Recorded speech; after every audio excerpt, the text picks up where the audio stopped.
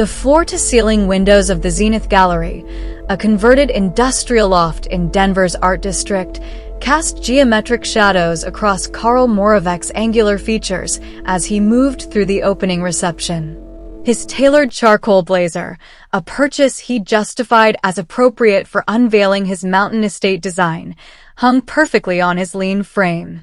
At 34, he'd achieved everything he'd outlined in his meticulously drafted life plan: award-winning architectural portfolio, financial independence, and a minimalist penthouse that reflected his controlled existence. "Stop designing your life and start living it," Marcus Chin, his college roommate and one of the few people Karl still let close, pressed a glass of single malt into his hand. The structural engineer's easy warmth had always contrasted Karl's solitary nature. "You've built masterpieces for everyone else. Tonight's about building something for yourself, connection, not just construction." Karl sipped the expensive whiskey, letting the heat spread through his chest.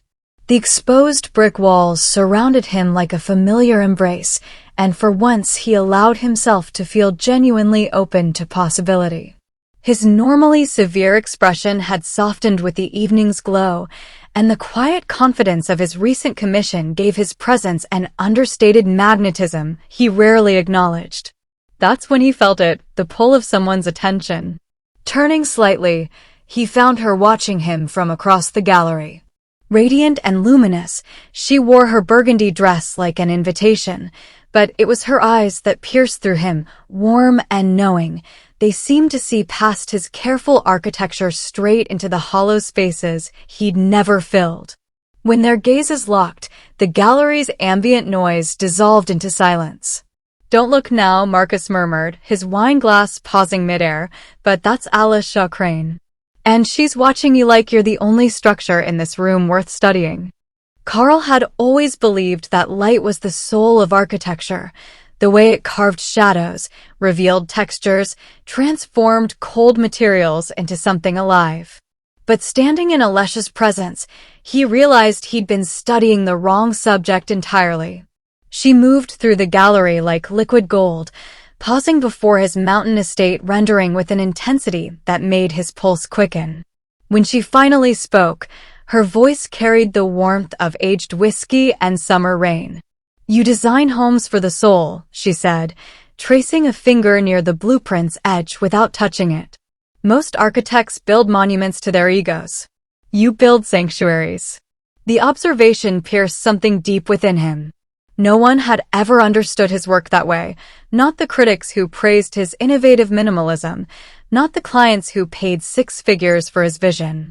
But this stranger, with her knowing eyes and burgundy dress, saw past the glass and steal into the longing that drove every line he'd ever drawn.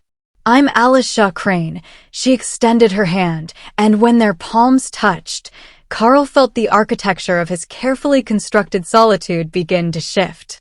They talked until the gallery lights dimmed. She laughed at his terrible jokes about load-bearing walls, shared her own dreams of building something permanent, something real. Marcus eventually gave up trying to pull him away, disappearing with a knowing grin. As they stepped onto the street, the Denver skyline glowed amber in the fading light. Alesha's fingers found his, intertwining with a naturalness that felt like coming home. "Show me your world," she whispered, and Karl, always so cautious, so measured, felt himself falling into the golden promise of her smile, unaware that he was designing his own beautiful cage. 3 months felt like 3 lifetimes.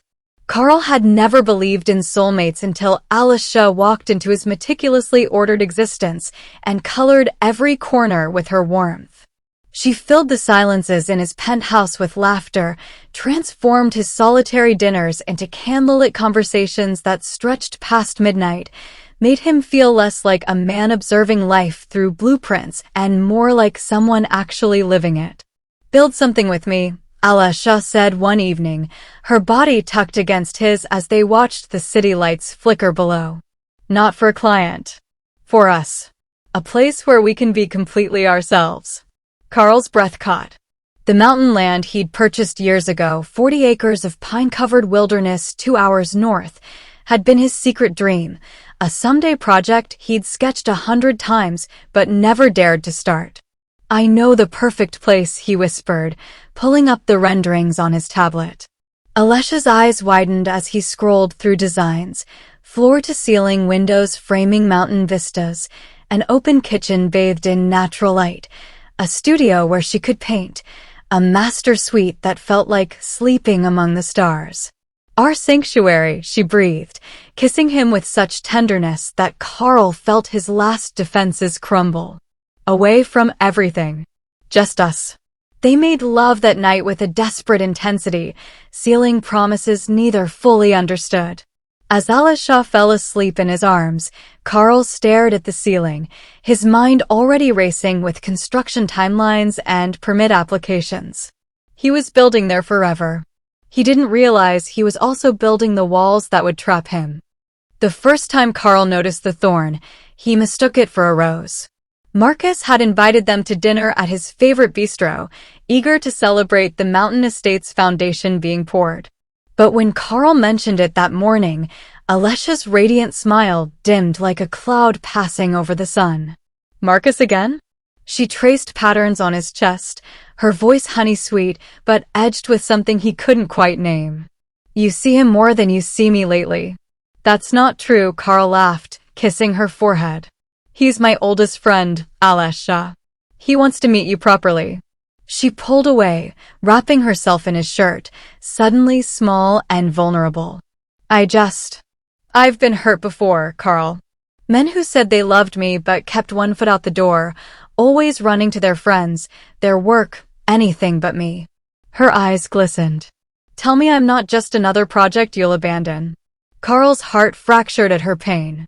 He canceled dinner, ordered takeout instead, spent the evening proving his devotion until she smiled again, that luminous, all-consuming smile that made the world right. It became a pattern he didn't recognize as one. When his firm's annual gala came up, Alesha developed a migraine. When his sister called from Seattle, Alesha needed him urgently. Each time, her reasons felt valid, her needs genuine, her love so fierce it felt like being chosen by the sun itself. "You're mine," she whispered one night, her fingers tracing his jawline with possessive tenderness. "Say it." "Yours," Carl breathed, drowning in her warmth. He didn't notice how the walls were already closing in. Estate stood like a monument against the alpine sky. Glass, stone, and steel merged into Carl's greatest achievement.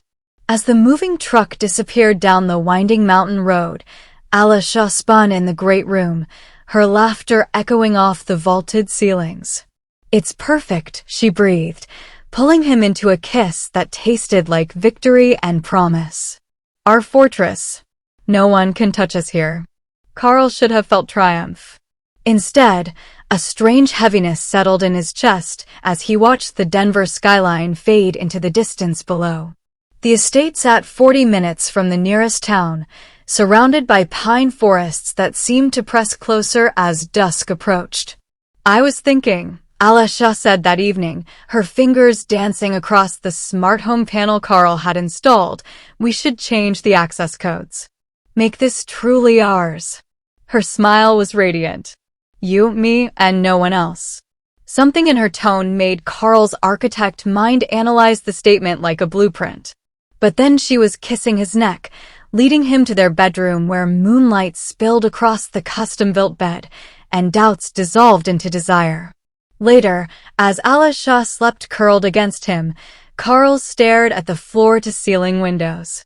The view he designed to feel expansive now seemed to emphasize how isolated they were. The state-of-the-art security system, motion sensors, cameras, biometric locks, suddenly felt less like protection and more like something else entirely. His phone buzzed. 3 missed calls from Marcus. 2 texts from his firm. Alesha stirred, her hand finding his. "Stay," she murmured. "Don't leave me." Carl silenced his phone and pulled her closer, ignoring the weight settling over him like snow. The email sat in Carl's drafts folder, unsent for the 3rd time that week. His firm needed his approval on the Seattle Convention Center bid, a project worth millions, one he'd been chasing for 2 years. But every time his finger hovered over send, Alicia appeared. Still working. She materialized behind him, her hands sliding over his shoulders with practiced tenderness. You promised we'd have lunch together. Remember what Dr. Chen said about your stress levels? Carl blinked. He didn't remember making a doctor's appointment, but lately his memory felt foggy, like walking through rooms filled with smoke. I just need 5 minutes to. 5 minutes turns into 5 hours. Her voice cracked, wounded. I moved up here for us, Carl. I left everything. And you can't even give me one afternoon. Guilt sliced through him, sharp and familiar. She was right. She'd sacrificed her gallery position in Denver, her apartment, her friends. The least he could do was be present. He closed the laptop. That evening, Marcus's name lit up his phone for the 7th time. Carl reached for it, but Alicia was faster, her smile apologetic as she powered it down. Just tonight, she whispered, settling into his lap. Let the world disappear. It's just us, remember? That's what we wanted. Carl nodded, but the weight in his chest had grown heavier, like the estate's beautiful walls were slowly contracting. His last project review was 3 weeks overdue. His sister's birthday had passed without a call. The partners' meeting he'd missed yesterday would have consequences. Through the window, pine trees swayed in the wind, their branches scraping against glass like fingers testing the strength of a cage. The system malfunction started as a glitch, cameras cycling on when they should be dormant, motion sensors triggering in empty rooms. Carl's architectural precision couldn't ignore the inconsistencies. He waited until Alicia drove to town for groceries, then accessed the security hub he designed into the estate's foundation. What he found made his blood turn to ice. Every room monitored. Every conversation recorded. Logs showed his movements tracked with forensic detail.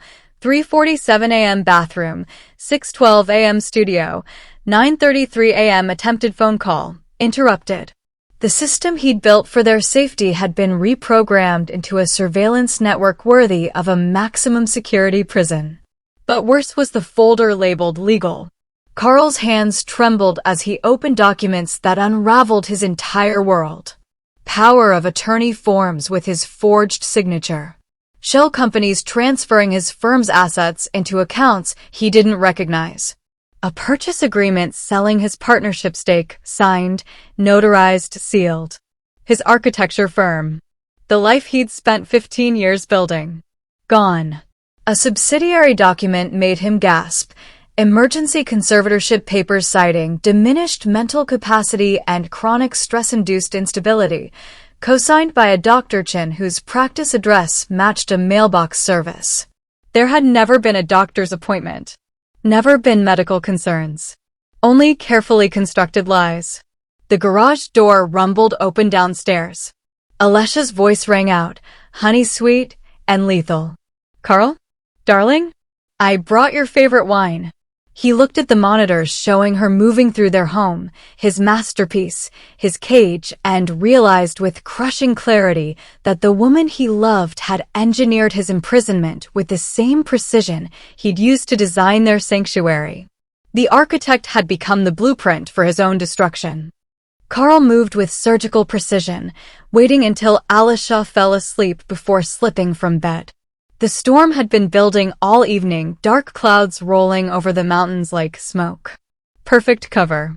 He'd packed nothing. Everything he owned was already lost.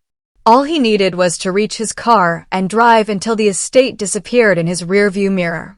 The biometric lock on the front door rejected his fingerprint 3 times. Panic rising, Carl tried the garage entrance. Access denied. The kitchen door to the deck. Denied. Every exit he designed with multiple redundancies now turned against him, his own security architecture weaponized into a prison.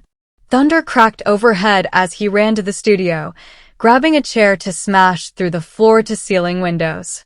The glass, impact-resistant, his own specification, spiderwebbed but held. Going somewhere? Alicia stood in the doorway, backlit by lightning, her silk robe hanging open. But her eyes held none of their usual warmth. They were cold, calculating, victorious. The system alerts me to unusual activity. She held up her phone, showing camera feeds of his desperate escape attempts. Did you really think I wouldn't prepare for this? Carl backed against the fractured glass. Let me go, Alicia. Please. You are home, darling. She stepped closer, and he saw it now. The carefully crafted mask she'd worn for months had finally slipped, revealing something beneath that made his skin crawl. We built this together, remember? For us. Forever.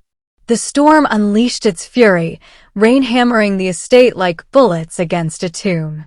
Carl was trapped in his masterpiece, and the woman he loved held every key.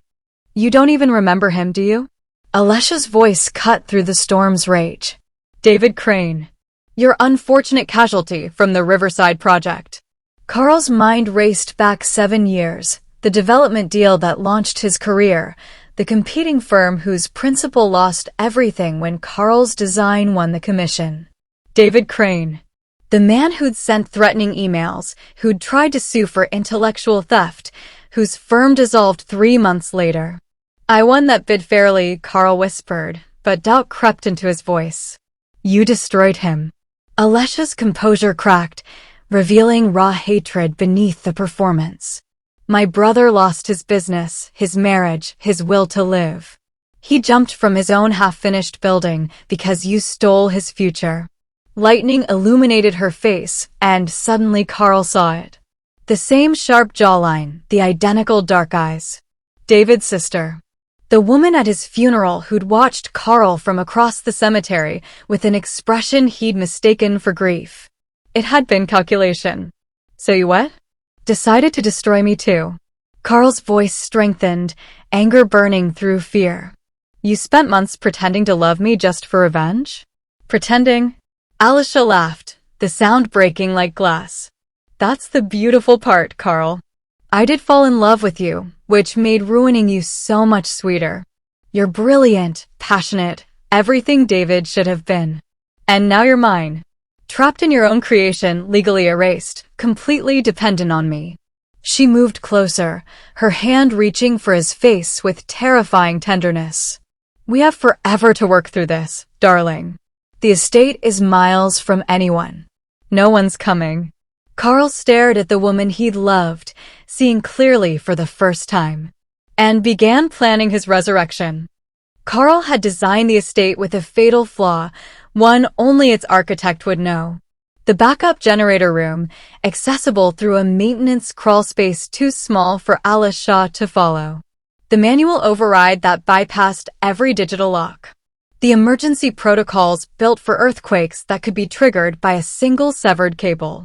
He waited 3 days, playing the broken man, letting Alicia believe her victory was complete. She grew comfortable, careless, leaving him alone for longer stretches. When she drove to town for supplies, Carl moved. The crawl space was suffocating, every inch a fight against panic. But freedom burned brighter than fear. He reached the generator room, found the master control panel he'd installed himself, and began systematically dismantling everything that made the estate a prison. The gas line to the fireplace. The electrical surge protector. The fuel reserve. He didn't plan to destroy it, not consciously.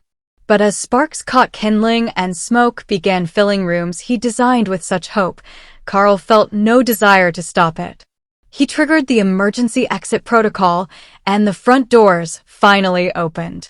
The estate erupted behind him as he ran down the mountain road, flames consuming glass and steel, erasing the monument to his naivete. Alicia's car screamed up the driveway, but Carl didn't look back. Marcus found him 2 miles down, standing in the rain, watching his masterpiece burn against the dawn sky. I built a cage, Carl whispered. And now you're free, Marcus said, wrapping him in a jacket. The estate collapsed in a shower of sparks, and Carl walked toward the rising sun, broken, scarred, but finally his own. 6 months later, Carl stood in a different kind of space, a modest Denver apartment with bare walls and second-hand furniture. No floor-to-ceiling windows. No smart home systems. Just 4 simple walls and a door with a lock only he controlled. The legal battle had been brutal. Alesha's carefully constructed web of documents unraveled slowly, each thread requiring lawyers Carl could barely afford. His firm was gone, sold to a holding company before he could reclaim it. His savings depleted. His reputation scarred by whispers of instability and a dramatic breakdown. But he was free. Marcus visited weekly, never pushing, just present. His sister called from Seattle, offering a spare room he politely declined. The isolation he'd once craved now felt different, not a prison, but a choice. Carl's drafting table sat by the window, covered in sketches that would never be built. Not monuments or masterpieces. Just small homes. Modest spaces. Rooms designed for healing rather than impressing. A gallery opening invitation arrived in the mail, his old work being featured in a retrospective. He almost threw it away, but something made him pause. The Mountain Estate's charred remains had been photographed before demolition, the image somehow beautiful in its destruction. Beneath it, the curator had written, the architect's most honest work, the one that taught him to build with humility instead of hubris. Carl smiled, a bitter, knowing expression. He'd learned to design sanctuaries. Now he was learning to be enough without them. Outside, the city hummed with possibility. Carl picked up his pencil and began drawing, not a fortress, but a simple door. One he could always open from the inside.